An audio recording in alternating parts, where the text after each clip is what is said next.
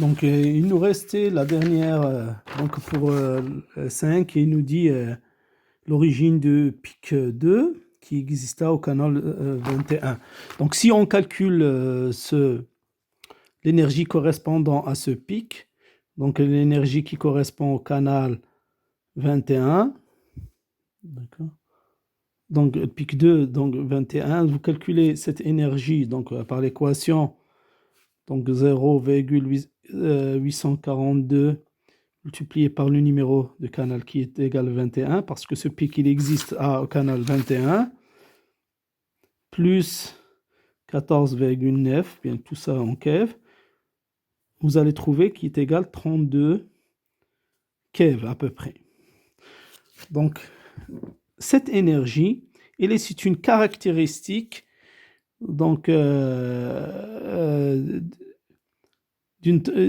caractéristique où correspond à un photon, à l'absorption d'un photon de rayon X du baryum. En effet, si on prend, puisque notre source c'est le césium, donc le césium, lorsqu'il se désintègre,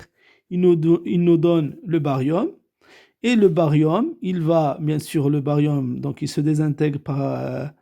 par désintégration bêta moins, il nous donne le baryum, et le baryum qui est métastable, il peut nous donner donc un photon qui a une énergie de 661,66 keV pour donner le baryum stable, et quelquefois on peut avoir une autre façon de perdre son énergie, ce qu'on appelle la conversion interne. C'est-à-dire que ce baryum, donc si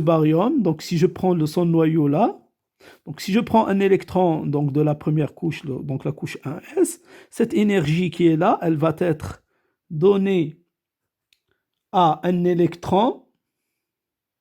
donc l'électron de cette première couche, et celui-là, il sera injecté de son niveau, donc les réarrangements des électrons des couches supérieures, elle va nous donner un rayon X qui est égal à son énergie à peu près 32 keV, et qui est une caractéristique donc de l'atome de baryum, c'est-à-dire ce réarrangement électronique dans l'atome du baryum, il va nous donner ce rayon X. Donc ça, donc le pic 2, donc c'est correspond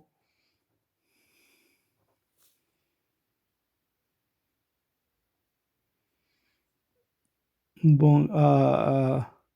le réarrangement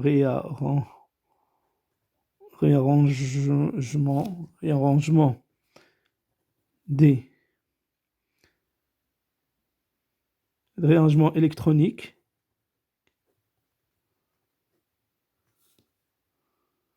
après la conversion interne dans le baryum. Donc ça, c'est cela qui peut nous expliquer ce pic numéro 2 que vous voyez ici. J'espère que j'ai bien expliqué ceci.